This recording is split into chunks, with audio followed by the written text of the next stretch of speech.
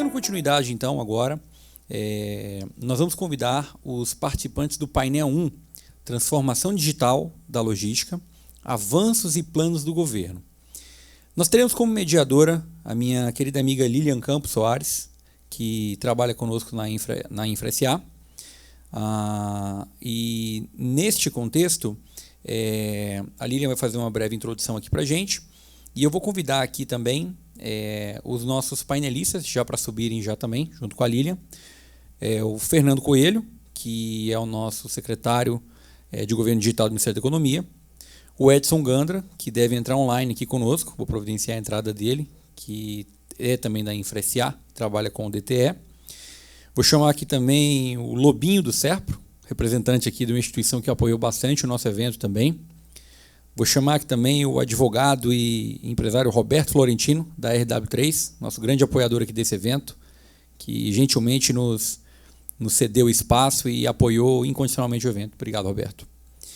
E também vamos convidar aqui o Marcel Alexandre Costa, do MDR, que é o Ministério do Desenvolvimento Regional. Marcel, seja bem-vindo. Mas, dando início, eu já acompanho aqui a trajetória do Fernando já há alguns anos, né? Desde que ele integrou a Subsecretaria de Gestão Estratégica e de TI lá no Ministério da Infraestrutura. E aí, Fernando, eu gostaria de começar aqui com a provocação, escutar um pouco de você, a sua opinião e como você vê esses avanços que nós tivemos nos últimos anos, né? Com esse foco na infraestrutura, na eficiência logística, como que a SGD ou o governo digital vem apoiando isso e levando, vou colocar mais um desafio, né? Como que isso está sendo ambientado e sendo dado oportunidade para as startups, né? Para elas trabalharem e como que isso pode ser traduzido numa melhoria de serviço público, né?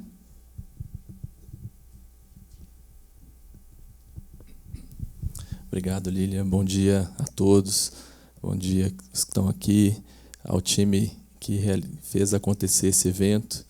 É um evento que teve um desafio muito grande para acontecer, né? Foi uma ideia que aconteceu, sei lá, uns 40 dias, a fagulha dela, e foi aí um exemplo de realização ágil, no sentido mais profundo da agilidade, que é o da adaptabilidade, né?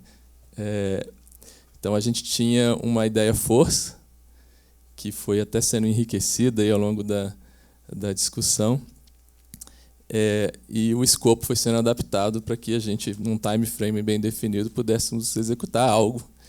E estamos aqui, acho que com o MVP, que o importante era realizarmos.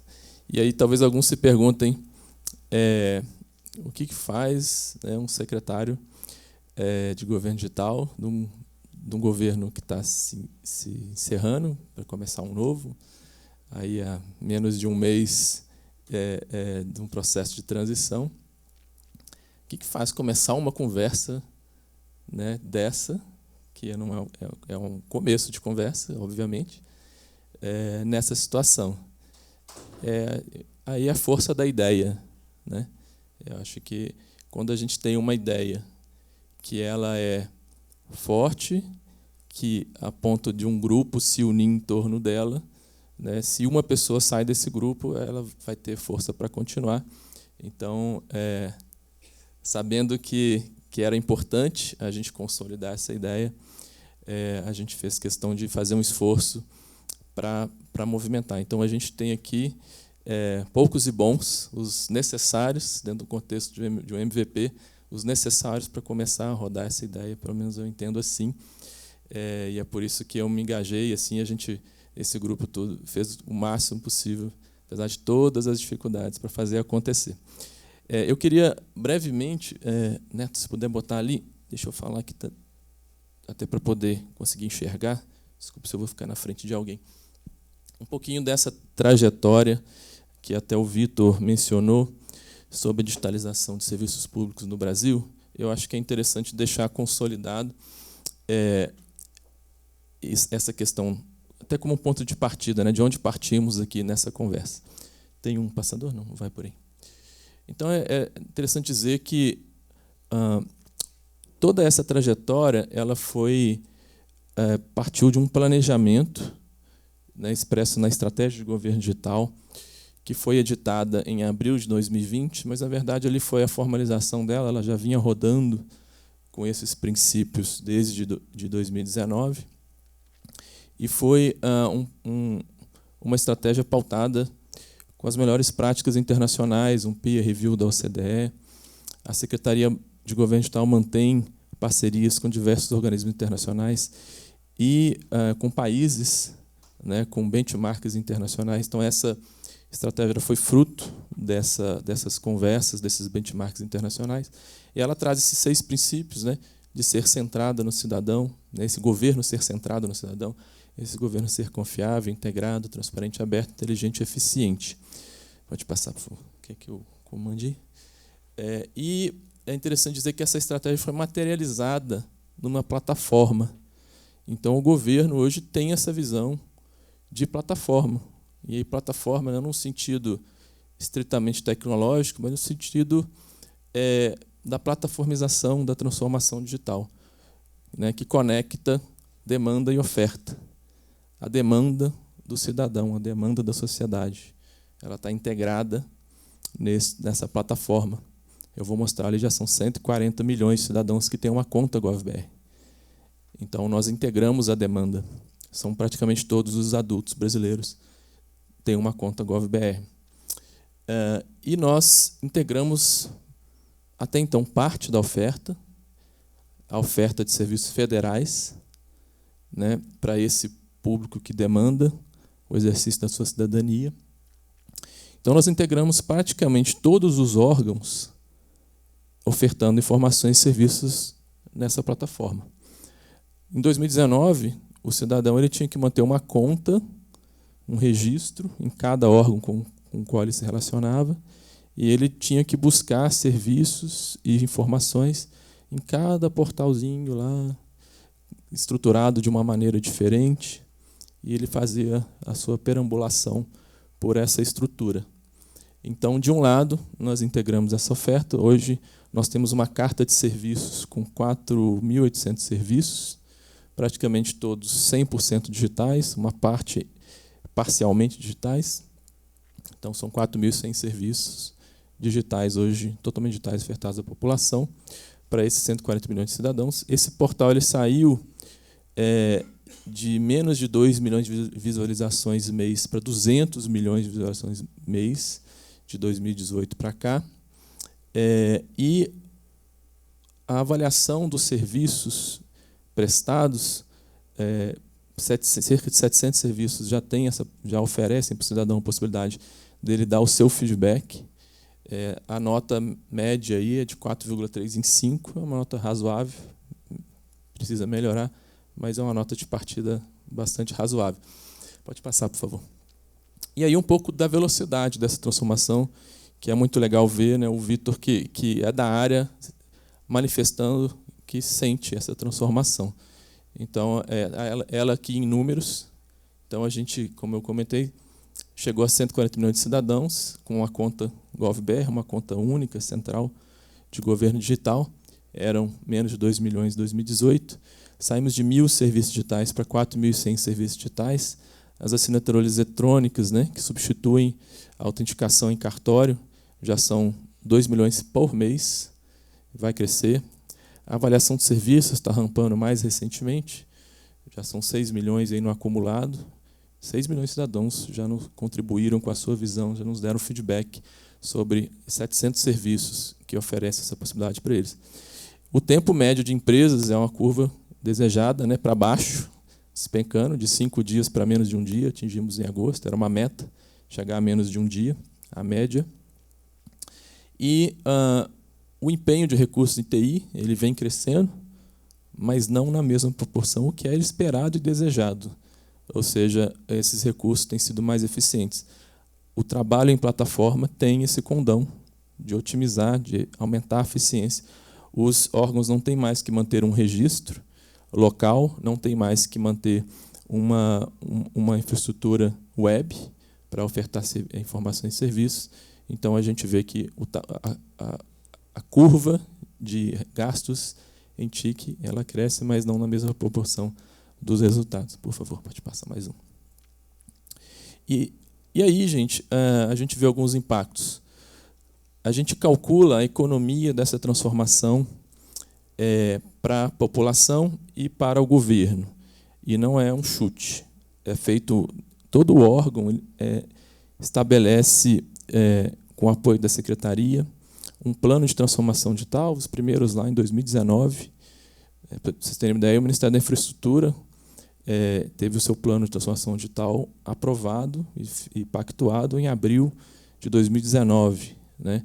Terminou a digitalização de serviços em junho de 2020, 100% digitalizado em 2020. Então, para pactuar esse plano, é feito um diagnóstico, um censo de serviços, e é feito um diagnóstico. Olha, um questionário padronizado, baseado no Standard Cost Model, né, uma metodologia internacional. A gente capta ali os recursos necessários para prestar, que o Estado tem para prestar o serviço, e os custos que o cidadão tem para solicitar aquele serviço e acompanhá-lo antes da digitalização, e depois voltamos, fazemos o mesmo diagnóstico depois da digitalização. Então, é baseado num diagnóstico concreto e com um modelo internacionalmente reconhecido. E o impacto aferido aí nesse final de período é de 4,6 bilhões anuais de economia, a maior parte para a população, que deixa de ter que se deslocar, de gastar com papel, de despender seu tempo em balcões, em filas, né? E a outra parte para o Estado, que automatiza processos e deixa de ter servidores gastando seu tempo com cara crachá, né? Nesse processo todo.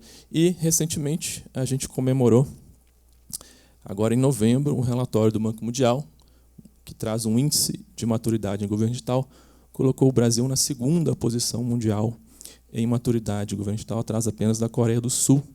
Então, esse é um resultado, né, que todo o time de servidores do governo federal envolvido na transformação digital comemorou muito, mas a população do Brasil deve comemorar, porque é um destaque bastante importante. Hoje a gente conversa de igual para igual, né, em todos os fóruns internacionais que a gente vai, aí com os principais países que estão liderando a transformação digital em governo digital. Então, é um resultado muito que a gente gosta muito de... Consegue passar aí? E aqui um pouquinho da possibilidade que a plataformização do governo possibilita. Você começa a liberar as unidades de governo, os órgãos, a prestar serviços avançados, à medida que você entrega para ele a forma dele integrar seu serviço com uma conta digital forte, com processo de assinatura eletrônica sem custo e disponível. Então, a gente tem, por exemplo, que o meu INSS, o aplicativo do INSS, é a maior agência do INSS, maior que todas as outras somadas, em termos de número de solicitação, e que 40% dos pedidos de aposentadoria já são processados sem interação de uma pessoa física, de um servidor. E esse número vai crescendo ao longo do tempo. 100 mil veículos já foram transferidos sem a necessidade das partes irem a um cartório e sem reconhecimento de firma, apenas utilizando a assinatura eletrônica avançada GovBR. 175 mil passageiros já embarcaram em aeronaves com biometria. A gente já tem a ponte aérea aqui, implantado, né, no Congonhas, Santos Dumont, o embarque mais seguro, produto Serpro, que permite essa facilidade. Você embarca sem precisar apresentar seu cartão de embarque e sua identidade, apenas com reconhecimento facial. 3 milhões de cidadãos, esse ano, tiveram a possibilidade de ter seu imposto de renda pré-preenchido pela Receita. Essa funcionalidade já existia há uns 3 anos, mas quando você botou isso com o GovBR, escalou. Eram alguns poucos milhares, e aí o cidadão adorou, né? É uma facilidade, você preenche seu imposto de renda em poucas horas. E 5 milhões de cidadãos baixaram o aplicativo Cadastro Único, que é fruto de uma startup, GovBR, um time que é alocado pela Secretaria de Governo Digital, junto a um dos órgãos setoriais, para acelerar iniciativas estratégicas de transformação digital. Então, 5 milhões de cidadãos carentes, que precisam de um auxílio, de um benefício, né, começou com o auxílio emergencial, mas que precisam estar cadastrados no Cadastro Único para receber o Auxílio Brasil. Eles já têm a possibilidade de fazer um pré-cadastro, de atualizar seu cadastro e de consultar seu benefício por meio de um aplicativo, o que simplifica e aumenta a eficiência do atendimento nos CRAS, né, nos centros de atendimento dessas pessoas nos municípios. Pode passar, por favor. E aqui é onde eu queria chegar, que acho que é o mote principal, assim, a fagulha, já respondendo um pouco da pergunta que vai vir, né? Como é que o governo, no seu papel, pode permitir isso que o Vitor falou? Esse setor ele precisa de dados, né? Quando a gente fala de usar tecnologia, quando a gente fala de logística, a gente pensa logo no just in time, né? Que é o máximo da otimização, as coisas estarem no lugar certo, sem estoque, no momento certo. Não tem como fazer isso se todos os atores não trocarem dados. É impossível. Então, quanto mais a gente interoperar, quanto mais a gente tiver plataformas abertas, mais a gente vai aumentar a eficiência do setor. E aí, a Secretaria de Governo Digital tem procurado fomentar cada vez mais plataformas abertas, que é um avanço na figura de governo como plataforma, né? A gente já trabalha como governo como plataforma, como eu falei, mas muito ainda integrando demanda do cidadão com oferta de serviços de órgãos federais. Mas isso ainda é o primeiro passo. O próximo passo eu preciso trazer o setor não governamental para essa plataforma, para também ofertar serviços, interoperar com o governo, e isso vai se traduzir em mais inovação, mais eficiência e mais avanço econômico. Então, tem uma série aqui de motivadores, e aqui falando um pouquinho mais focado no cidadão pessoa física, mas isso se aplica, por exemplo, para as empresas. O conceito de privacidade poderia se aplicar o conceito de proteção, propriedade intelectual, propriedade industrial, né, onde a gente trabalharia ali o conceito de proteção a isso. Mas quando a gente fazendo analogia com privacidade, se você pesquisar o termo privacidade no Google, vai vir um monte de cadeado. Ali na parte de imagens, vai vir um monte de cadeado, né? Ou seja, a visão que você tem hoje de privacidade é de trancar as coisas. Acho que não era essa a intenção da Lei Geral de Proteção de Dados. Então, nós estamos vindo com a figura da chave. Eu tenho que proteger, com certeza. Mas eu tenho que dar a chave na mão do cidadão, porque ele quando for útil para ele, conveniente para ele tem que ter o poder de reutilizar o seu dado. Isso vale para o cidadão, vale para a empresa. A empresa gasta para popular as suas informações em sistemas de governo para atender a burocracia de governo. E ela não pode reutilizar. Se vier uma startup, cadê a Ana, como a da Flows, para prestar serviço para uma empresa, aquela empresa já tem os seus dados na plataforma de governo e ela não consegue reaproveitar isso. Ela tem que fazer o cara imputar de novo ou fazer raspagem. Coitadas das startups, não pode ser assim. A gente tem que permitir essa abertura, a gente tem que permitir o reuso. Isso está dito na Lei de Governo Digital, reuso de dados entre setores de sociedade. Tem uma recomendação do OCDE que o Brasil é aderente, reuso entre público e privado. A União Europeia editou agora em maio um normativo sobre governança de dados, um normativo de dados que fomenta o mercado de dados, fomenta a economia de dados. Lá estão indo além, eles estão falando de criar espaços onde você pega dados públicos com privados, mistura, e, cara, imagina o valor que sai disso aí. E a própria estratégia do governo digital já trazia a meta de interoperar, de disponibilizar dados de interesse das empresas. E não estava tracionando.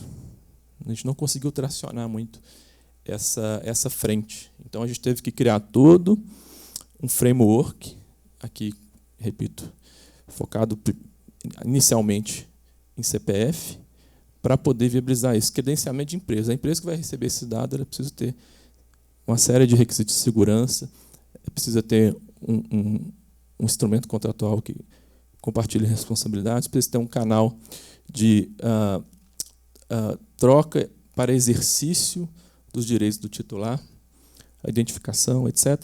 Isso tudo para quê? Para reutilizar o GovBR em serviços não governamentais.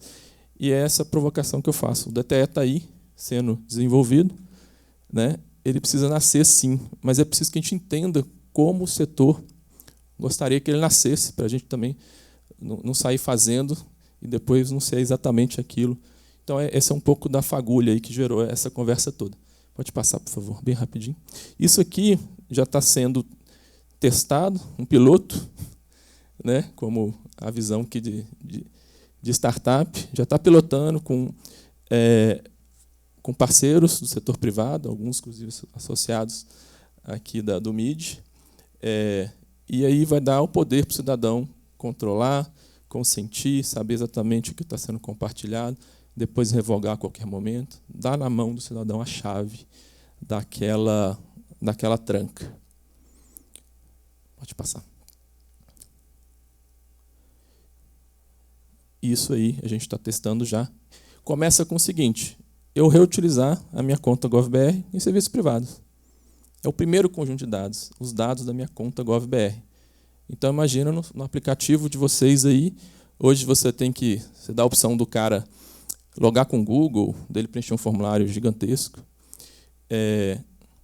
e ainda assim com muita fragilidade na identificação. Imagina você poder dar a opção daquele cidadão, daquela pessoa, logar com o seu GovBR, trazendo os dados que ele já tem junto ao governo, inclusive o seu nível de conta, se ele é bronze, prata ou ouro.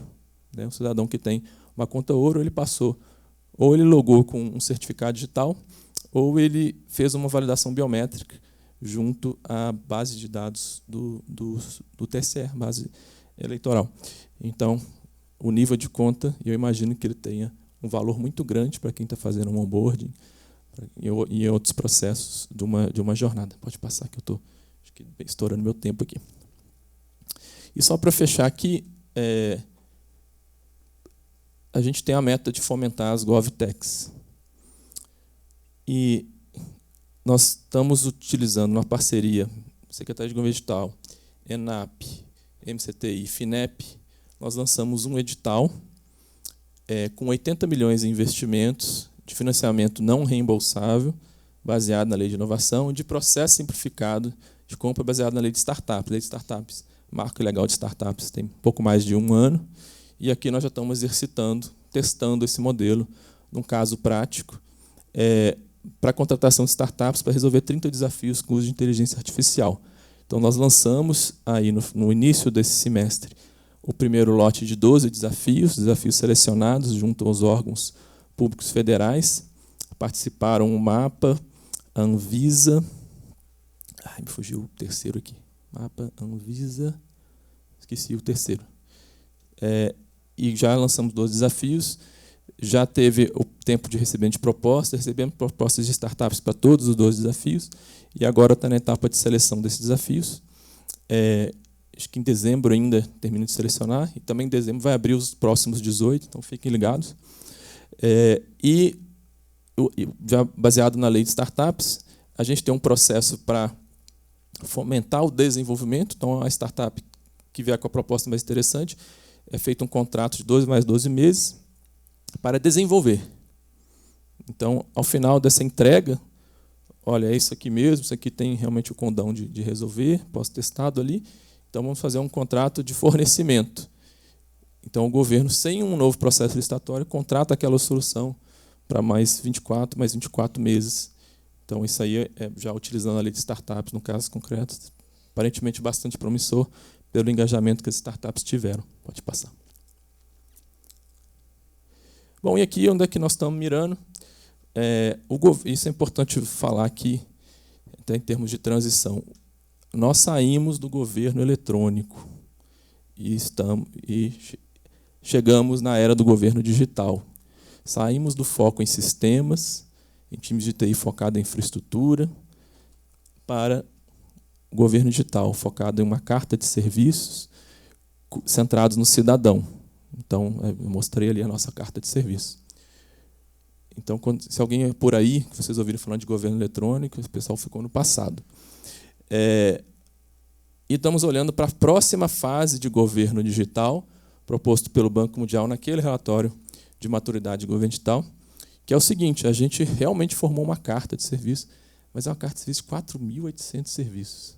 Ainda é uma jornada bastante conturbada, na medida em que são serviços que ainda foram digitalizados no contexto de silos. Então, o próximo desafio é uma abordagem global, é o Whole of Government, que é a abordagem global, a abordagem integrada, a abordagem do cidadão, da jornada do cidadão, independentemente dos silos em que ela tem que passar. Serviços focados no cidadão, universalmente acessíveis, entender o cidadão como um todo, 360, e cada vez simplificando mais essa oferta. Fechando aqui, pode dar uns 4 cliques aqui. Então, são 4 grandes eixos que esse time da Secretaria de Governo Digital deixa de provocação para uma próxima administração, a visão que essa secretaria deixa. Primeiro eixo, jornadas integradas, como eu falei, acima dos silos. Acima, uma visão 360 do cidadão acima dos silos para ofertar serviços proativos e personalizados. É o cidadão não precisar ter que consultar se ele tem o direito. O governo fala, você tem esse direito. Está aqui, você no seu cenário, eu te conheço, eu sei que você tem esse direito, exerça esse direito. Ou deveres, olha, você tem aqui necessidade de pagar determinado imposto, eu vou lá e relembro você. Um Estado para cada cidadão. Um eixo de confiança, privacidade e segurança cibernética. Temos avançado, no meu caso de trazer aqui, bastante. Então, demos um salto em oferta de serviços digitais, isso amplia a superfície de ataques, estamos dando um salto na proteção desses sistemas. A expansão da carteira de identidade digital, a nova Carteira Nacional de Identidade, ela vem qualificar ainda mais o processo de identificação e as contas GovBR. Um eixo de atuação integrada com estados e municípios, estamos começando a Estratégia Nacional de Governo Digital, a ser construída no próximo ano, de forma integrada com os municípios, é uma grande oportunidade, municípios e estados, e o governo com plataforma, integração com o setor não governamental. Então, esse é um eixo de atuação integrada, e aqui é a parte de capacidades que precisa dar sustentabilidade a isso.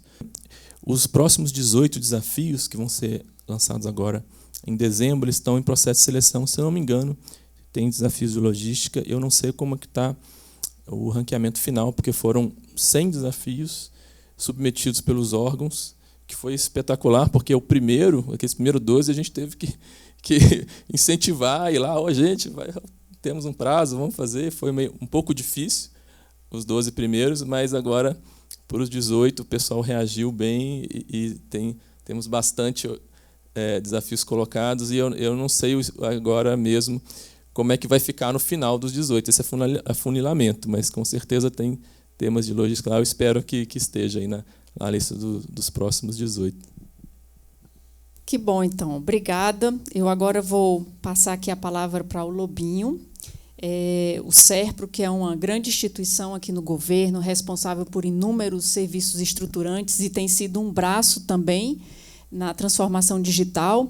Então, Lobinho, eu queria ver se você poderia compartilhar conosco a experiência que vocês estão tendo com temas, podemos tratar temas como o governo sem papel, ou própria iniciativa que a gente tem agora, do documento de transporte eletrônico, mas sempre pautando como que esse arcabouço, né, de serviços que o SERPRO tem hoje se encontra num ecossistema de inovação com abertura para trabalhos de startups, né? Por favor.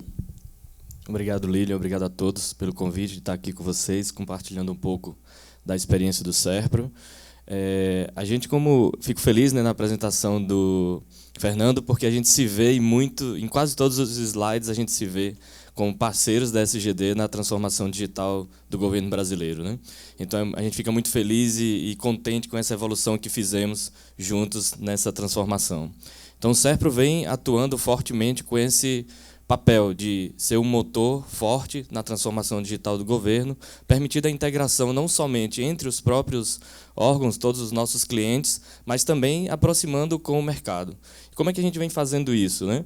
Primeiro, a gente faz o nosso dever de casa de evoluir em termos de conhecimento tecnológico, em termos de toda a criação de modelos de negócio para nos permitir criar produtos, para nos permitir entregar novas soluções, trazendo toda a experiência do usuário. E quando a gente fala de experiência do usuário para o SERPRO, nós estamos falando principalmente do cidadão brasileiro.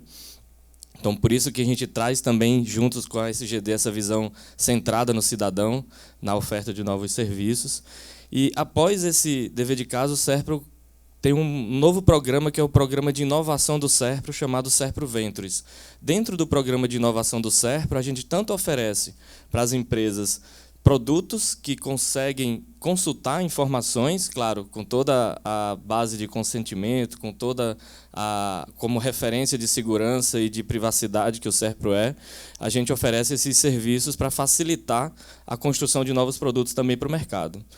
Recentemente, a gente lançou um programa chamado SERPRO Booster, que faz parte do programa SERPRO Ventures, onde a gente oferece vouchers para as startups. Então, se uma startup está querendo começar e precisa fazer um onboarding, precisa fazer uma validação facial, dentro desse voucher você tem direito a um conjunto de acessos onde você vai validar a sua ideia, fazer os seus experimentos e, a partir dessa validação, você vai ter acesso aos dados que vão validar essa sua ideia. Então, essa é uma maneira do SERPRO se aproximar também do mercado, principalmente com as startups, e trabalhar junto na construção dessa ideia. Por que isso é importante para o SERPRO? Porque a gente precisa conhecer, como o Vitor falou, né, sair um pouco do gabinete, né, sair do nosso escritório, sair para a rua para entender como os ecossistemas de inovação funcionam, porque senão nunca a gente vai conseguir ofertar verdadeiros produtos que nos ajudem a essa aproximação se a gente estiver olhando somente com o nosso olhar.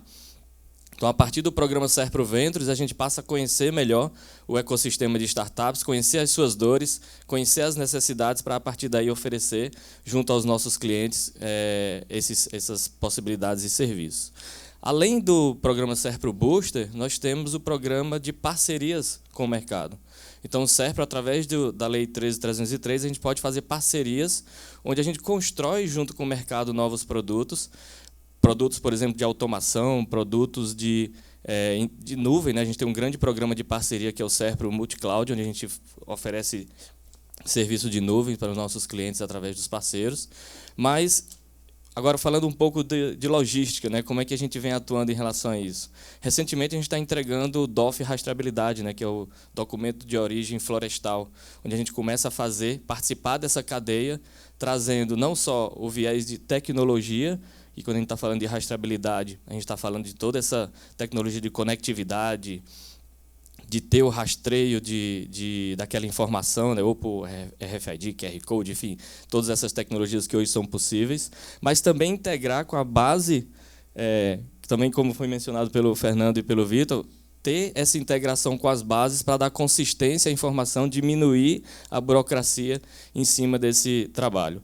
Então, assim, é com muita felicidade que a gente vem participar desse evento, porque a gente percebe o potencial que a gente tem de contribuir nesse meio da logística, não só já atuando junto aos nossos clientes de governo, mas permitindo essa oferta de opções e de possibilidades para construirmos juntos essa evolução tecnológica no meio da logística. E se isso afeta nós como cidadão, afeta também, nós sabemos, os nossos clientes, e é isso que a gente está buscando nos aproximar. Muito bom, obrigada, Lobinho. Acho que, inclusive, eu conheci agora mais uma iniciativa aí do SERPRO. Eu não conhecia esse trabalho aí de rastreabilidade do sistema florestal, digamos assim. E aí, pegando o gancho, a gente falou de governo digital, a gente falou dos serviços que o SERPRO tem, que dão apoio ao governo digital, e agora a gente está aqui com o meu colega aqui, o Edson Gandra, que está entrando via videoconferência, e vamos dando continuidade, falar de um tema que tem tudo a ver com isso, que é o documento de transporte eletrônico. Então, é a iniciativa do DTE, uma iniciativa muito forte, que agora está sendo aí conduzida em parceria entre a InfraSA e o Ministério da Infraestrutura. Então, vou passar aqui a palavra para o Gandra. E aí, Gandra, nós gostaríamos de, nessa provocação, você falar um pouco aqui para o nosso público do que efetivamente é o DTE, né, para quem não conhece, e como ele tornará a nossa logística mais eficiente e como ele pode melhorar o serviço para o nosso usuário final. Ok, pessoal, bom dia, amigos palestrantes aí, bom dia, secretário também. Primeiramente, quero dizer aí que fiz parte aí da equipe da SGD, parabenizar aí o secretário, né, pelo todo o trabalho, né, de transformação digital que isso foi conquistado. Para mim é um orgulho muito grande ter feito parte aí dessa equipe, né, com profissionais aí fantásticos, né, super competentes, qualificados, né, e realmente um trabalho diferenciado. Eu vou compartilhar aqui a apresentação, né, os 3 slides, acho que falar um pouquinho do projeto.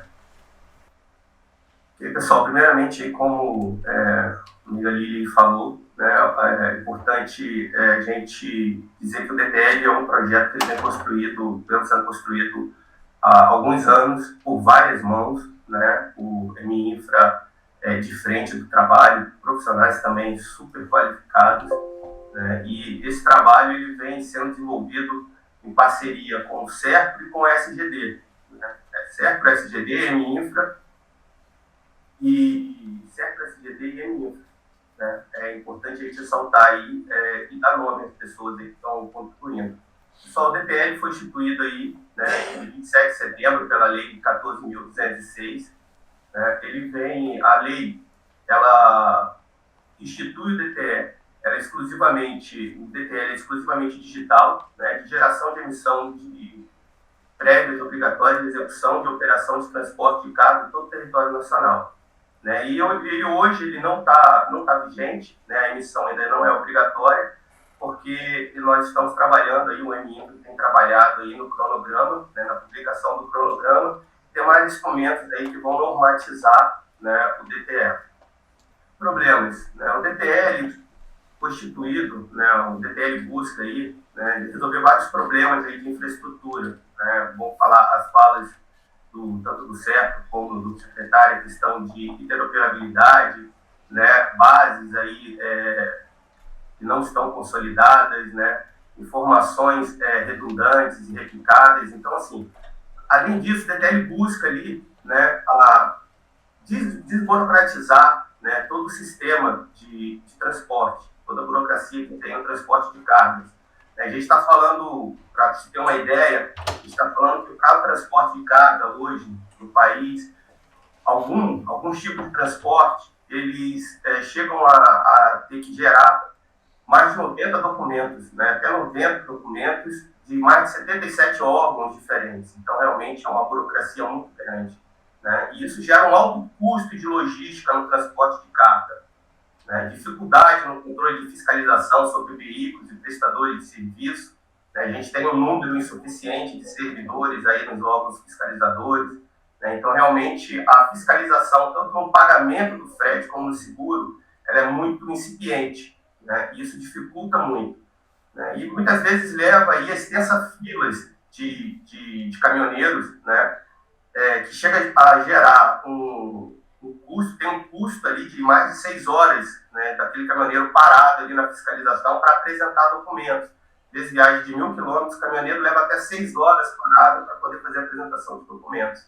Então, realmente é um problema muito grande. Isso aumenta, diminui o ganho do caminhoneiro, como aumenta também, né, o custo, né, no transporte de carga. E a gente tem também ali, consequência disso, né, a papelada ali na cabine do caminhoneiro também, né, tem vários documentos, né, a nível federal, estadual e municipal, né, dependência ali de instituições de pagamento eletrônico de frete.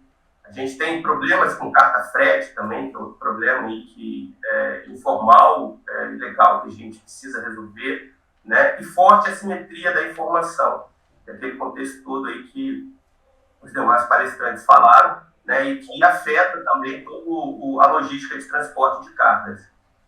Ok, pessoal, e dentro desse cenário, né, como eu falei, o SERPRO, o MInfra, a InfraSA e a SGD, né, é uma iniciativa tocada pelo MInfra, né, através da Secretaria lá de Transporte Terrestre, a SNTT, e vem desenvolvendo, a gente vem trabalhando numa modelagem, né, acordo ali com a lei, e instrumentos também que estão sendo trabalhados ali, que vão normatizar o DTE. Então, estamos trabalhando ainda uma primeira versão, né? Então, existe um cronograma de execução. Realmente, o contexto do DTE é muito grande, né? Ele afeta, tem muitos órgãos envolvidos, é uma articulação muito grande, são muitos documentos, muitas integrações com muitas bases diferentes, né? E dentro desse cenário, a gente tem um modelo, né, que é o MVP, é um modelo mínimo ali, é um mínimo value product. E assim, falando bem resumidamente aqui, vou tentar falar de bem macro sobre o projeto, né? A gente tem a visão aqui do caminhoneiro e da transportadora, né? E eles vão passar informações sobre o transporte para uma geradora, né? E essa geradora ela é responsável por fazer a integração com o hub ali de serviços, né, que vai ser a emissora, que vai fazer todas as validações daquele transporte. Isso fazendo integração com todos os órgãos, né, a NTT, PRF, MInfra, né, então vai fazer a integração com todos os órgãos, consolidação, validação daquelas informações, né, e aí vai ser gerado o DTE. E essas informações elas vão estar disponíveis depois para os órgãos de fiscalização, né, de forma automática, né, que é o planejamento do projeto, através de leituras ali, pesagens dinâmicas e leituras de pastagem, né. O veículo só vai ser parado se tiver algum problema. Então, a ideia é que a gente faça toda a desburocratização do processo, né. O processo ele vai ser desburocratizado, unificação aí de mais de 90 documentos, né? E o caminhoneiro ele só vai ser parado se tiver um problema. Tá? Então, isso aqui é a ideia principal do DTE, né? A gente tem uma previsão, né, de integração das bases, de utilização pelos outros órgãos e também de utilizar isso até para políticas públicas, né? Porque como a gente vai ter uma base consolidada, a gente vai poder fazer análise de dados e estudos técnicos para poder fazer outras políticas públicas, auxiliar, né, políticas públicas. E a gente, além da base de hoje, que a gente tem previsão de integrar, que são bases da NTT de leitura, né, que já estão hoje em operação, a gente tem a previsão ainda da instalação do projeto, né, de mais de 759 pontos pelo Brasil, de leituras e passagem, né, de leitura e pesagem automática e dinâmica. Então, realmente é um projeto muito complexo, desafiador, né, que conta aí com a colaboração de vários órgãos, né, tocado aí pelo Infra, com a Infra SA, SBD e CERT. E é uma iniciativa bem disruptiva e bem desafiadora. Bem, pessoal, acho que é isso. Falando de forma bem macro, que é um projeto assim, fantástico. Muito orgulhoso aí de participar do projeto. Para mim, profissionalmente, é um desafio muito bacana, para a Infra SA também. E é isso. Gandra, obrigada pela sua contribuição. Eu quero dizer aqui para vocês, eu sou usuária de sistemas de transporte, sistemas de informação, sistemas físicos também, obviamente.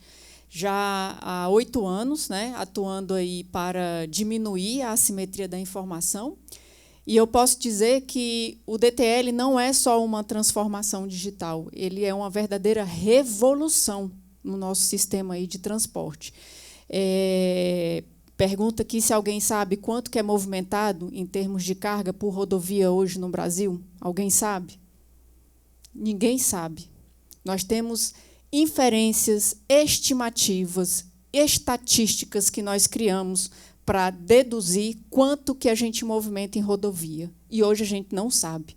O DTE é a chave para a gente chegar a essa informação. Então, por isso que eu digo que ela é uma revolução. E ela vai melhorar em muito, viu, Vitor, aquela agenda perpétua que nós temos de planejamento.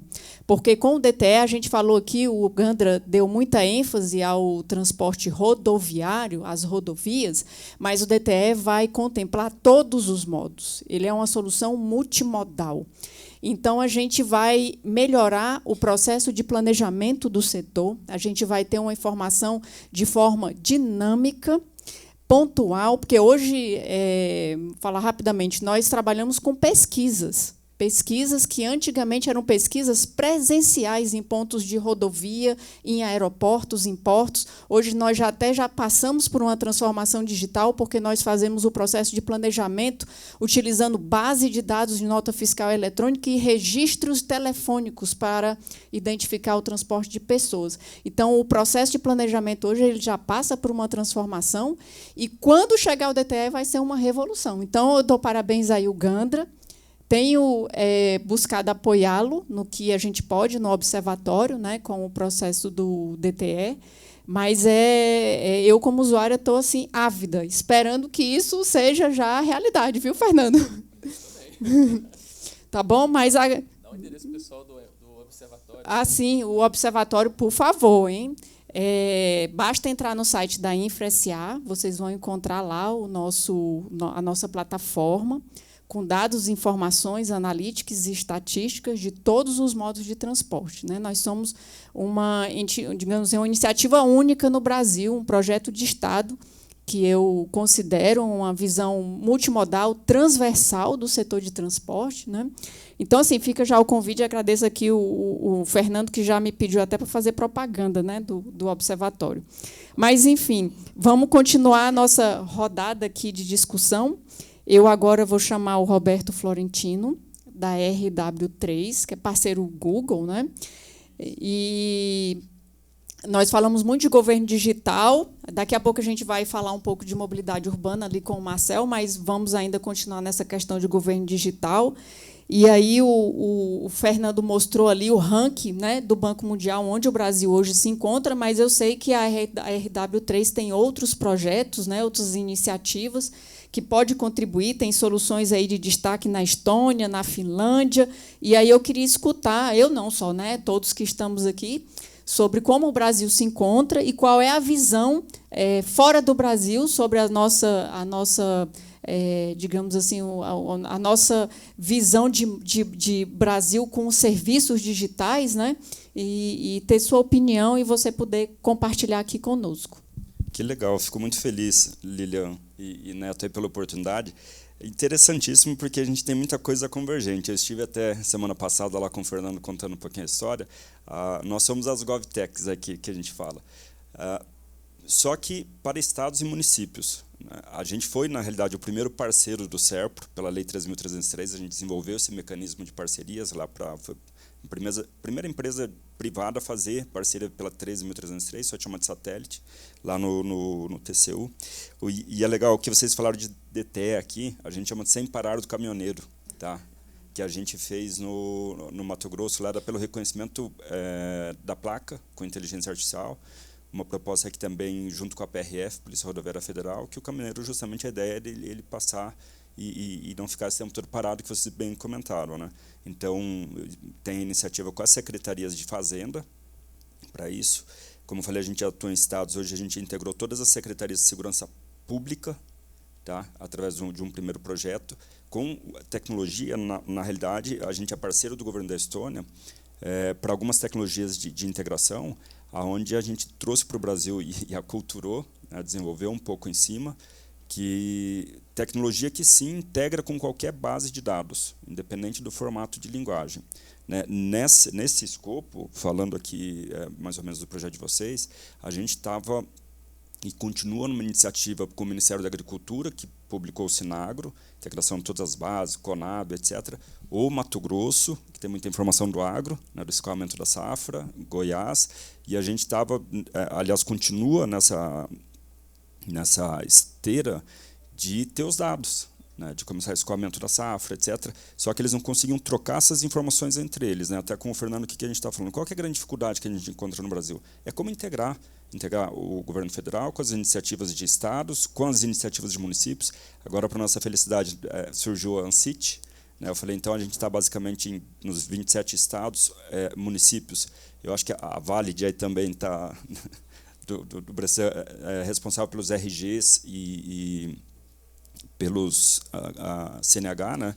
Então faz uma conjuntura legal. Acho que o Brasil chegou no momento de nível de maturidade, a começar pelo governo federal. Parabéns, né, por todas as iniciativas aí, Fernando, fantásticas. Isso turbinou os estados, tá? Turbinou os municípios. E a gente faz esse trabalho há 12 anos. Os nossos desafios aqui são tão grandes de Brasil que hoje a gente chega a desenvolver conectores, né? Então a experiência prática, que é o aculturamento do governo digital brasileiro, é diferente de Estônia, de Finlândia, de Suécia, que a gente chega a desenvolver conectores para eles. E uma coisa interessante é que lá eles usam muito o mercado privado. Então a gente foi buscar tecnologias não só da Estônia, mas de Finlândia, Suécia e do mercado privado. Então a gente tem hoje muitas parcerias, né, com o Spotify, com King e outras empresas também, que enfrentam os desafios que a gente tem. A gente tem pouca mão de obra para desenvolvimento de software. Aliás, a gente está capacitando muito com iniciativas para capacitar essa juventude aqui, né? E elas olharem para o governo e o governo digital também. Mas, chegando nesses desafios, no próprio Spotify, eu tenho que fazer com 30 pessoas que eu fazia com 300 antes. Então, que tipo de tecnologia que usa esse mercado privado para realmente ser disruptivo? E a gente começou a trazer muito isso. Talvez no outro slide ali, né, se você pular, eu uso, pode ir passando aí, fizeram a coisa do SERP lá. Mas volta um pouquinho, só um pouquinho mais para cima, aí nesse celular, mais uma para baixo, acho que é aí. Uma das coisas que a gente fez, tá, é justamente pelo perfil do cidadão. A Ana Luísa, quando ela entra, ela quer ver os veículos dela, ela não quer saber se a informação está no Detran, se ela está na PGS, é uma informação. Então, automaticamente eu já identifico ela e traz tudo com facilidade, que ela já tem 4 filhos na escola, etc. Sua CNH vai vencer, a gente já informa, tudo muito dinâmico, tudo muito proativo, tá? Então a gente inverteu um pouco a lógica. Se você passar, tem um diagrama que explica mais fácil o que a gente fez. Pode passar. Pode mais, é um diagrama. O reconhecimento internacional, a gente teve justamente por essa dificuldade do Brasil, integrando, né, vários estados, pode passar. A ferramenta pode passar mais uma, mas aí. Tá? A gente era muito preocupado, na época, até com o SERP, no estudo de multicloud, isso faz muito tempo, tá? Bem antes, então era preocupação em entregar com estaleiro. Até coloquei porque sabia que estava aqui. Tá? A gente fez o estudo de multicloud para ver como se fazia, ficava olhando aqui, a gente colocava ministérios, como que a saúde vai prover o serviço, que tipo de serviço, etc. A gente enfiava a cabeça no buraco e ficava demais, gastava tempo demais aqui. A gente falou, olha, a gente não vai sair do outro lado, vamos inverter a lógica. No caso, a gente fazia parceria com o SERP, lá a gente fez a 13.303, tá? Esses desenhos começaram lá muito na época do Horácio hoje trabalha no nosso time e tal. Vamos pensar com a cabeça de cidadão. Tá?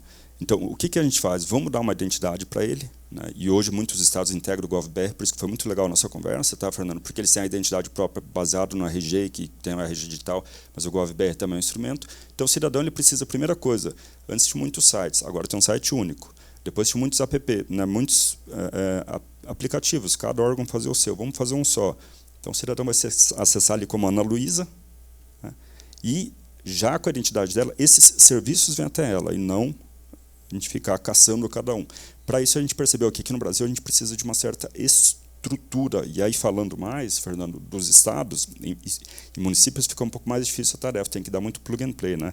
Às vezes o diretor de TI deles lá é um contador. Então, a gente conseguiu, com a reunião de soluções do mercado privado, com as de governo, a plataforma de XVIA que a gente batizou aqui, fazer com que a gente tenha toda essa integração, agora colocando as juntas comerciais, tá? A gente esteve com todas as juntas, vai ser mais um serviço, os cartórios, e a gente faz o cidadão ter acesso a tudo.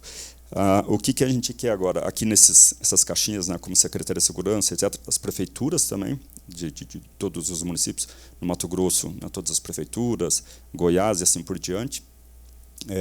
E a gente permitir essa integração também com o governo federal. O que nos faltava antes são as tecnologias que podem ligar e conectar tudo isso com segurança. Por que a gente fala isso? Nada é porque Estônia e Finlândia. Lá o embaixador falou, Roberto, eu fiz meu imposto de renda em 3 minutos. Né? Agora, para fazer minha identidade digital, eu demorei 4 meses. Então, eles investem muito nisso. Em 30 anos, eles nunca tiveram caso de fraude, né, em nenhuma desses acessos.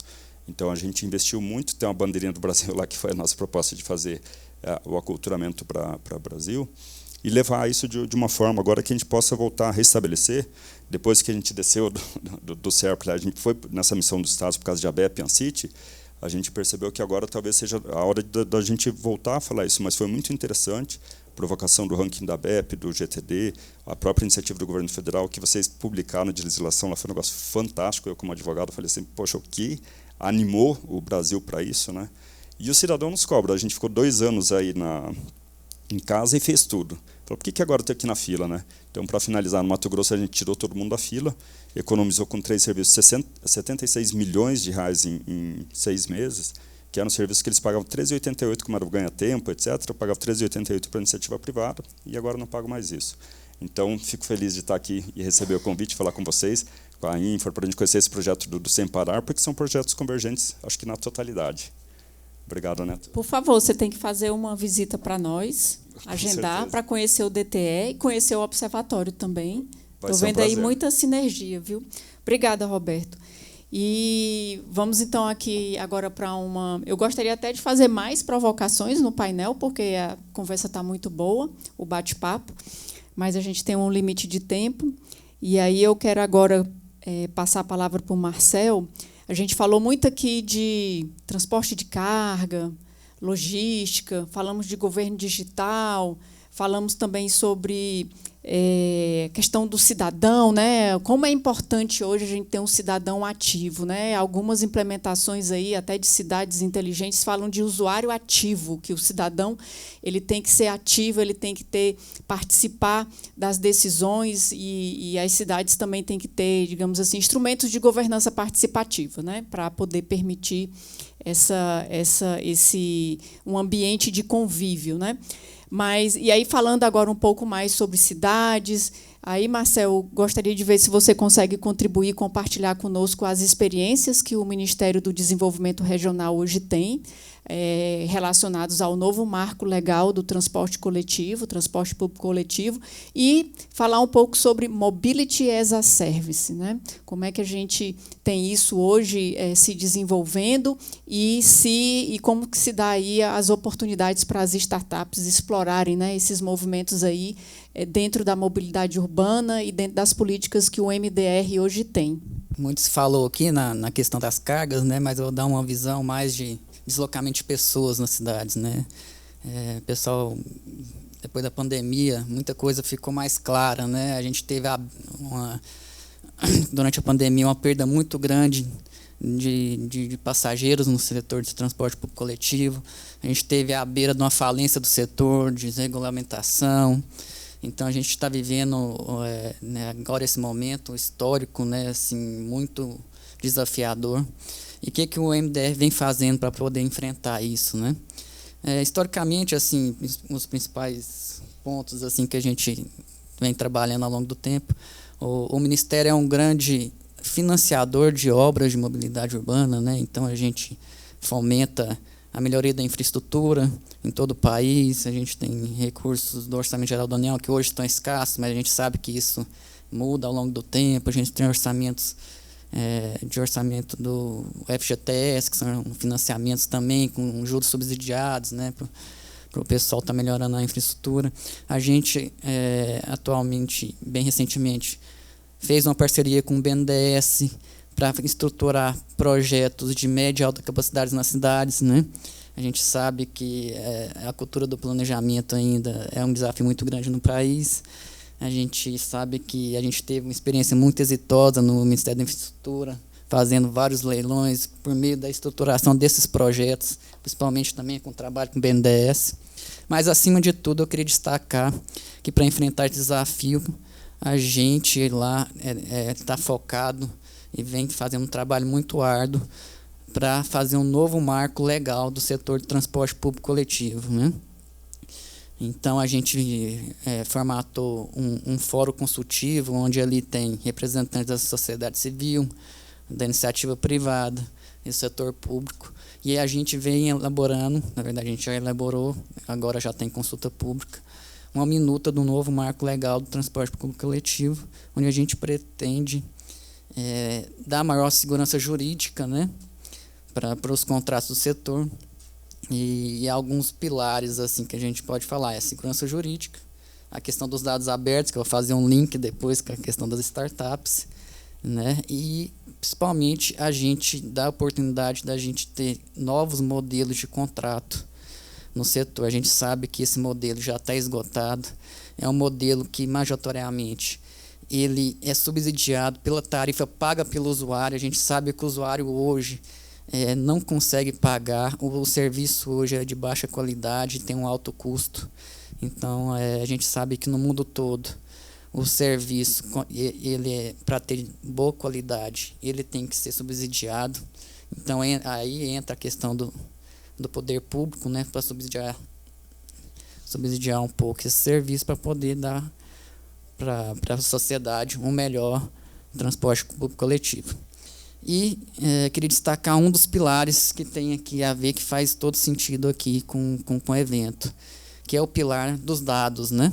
A gente sabe que os dados hoje do setor ficam muito na mão das empresas privadas, isso não é compartilhado, isso dificulta o planejamento do setor público e até o controle, né, e a fiscalização. Então, um dos pilares que a gente está colocando nesse novo marco legal é a questão da transparência dos dados, né, e o compartilhamento disso para o setor, para que as startups possam utilizar esses dados para poder ajudar a sociedade, elaborar aplicativos que facilitam a vida da sociedade.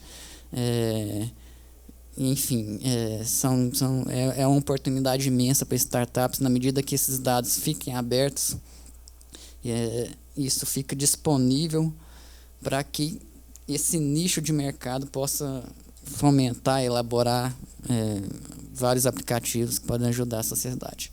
Então, é o que a gente pode falar, assim, que tem esse link aí com startups, é isso.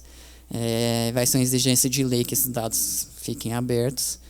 E é isso. E outro ponto, né, que a gente estava destacando aqui é a mobilidade como serviço, né?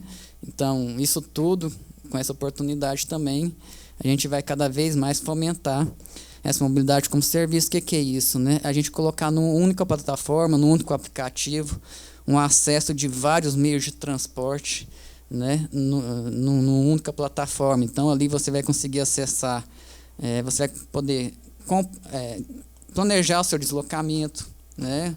Você vai poder acessar outros meios de transporte. Ali você vai poder comprar a sua tarifa para entrar no ônibus. Ali você vai poder acessar, chamar um táxi, chamar um Uber, né? E, enfim, outras possibilidades de meio de transporte, ou ir ali no sistema de bicicletas, destravar uma bicicleta, pegar e andar, acessar um serviço de entrega, né, por meio desse aplicativo, para poder pedir alguma mercadoria, enfim. Hoje, são muitas coisas que ainda estão em evolução, a gente está formatando isso, mas eu creio que com esse novo marco legal do transporte coletivo, a gente vai avançar muito no setor, principalmente com a questão dos dados, que a gente hoje sabe que é um ativo mais valioso hoje em dia nesse mundo cada vez mais digital. Então, o que eu poderia falar, assim, antecipar para vocês é isso. Essa minuta de texto está em consulta pública, então qualquer pessoa hoje que quiser contribuir, é só entrar no nosso site do MDR. A gente colocou em consulta pública agora no final de novembro, pretende deixar ela até o final de fevereiro do ano que vem. Então, qualquer um que possa contribuir aí, a gente pede para poder dar uma olhada e fazer as suas contribuições, principalmente que possa fazer algum link com as atividades que vocês têm aí no dia a dia. Muito obrigado a todos, a minha contribuição. Obrigada, Marcel.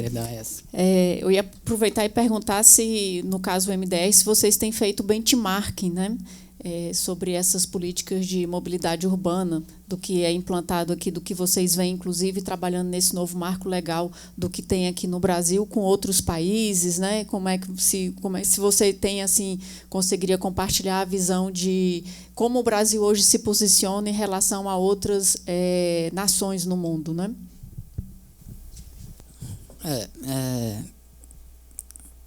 Com certeza a gente estudou muito os outros países, né, para poder até evoluir na nossa normatização, mas eu posso falar que a gente, em termos de transporte público, a gente está muito aquém dos outros países, né? Como eu falei assim durante a minha fala, hoje o custo do sistema está muito nas costas do próprio usuário, né?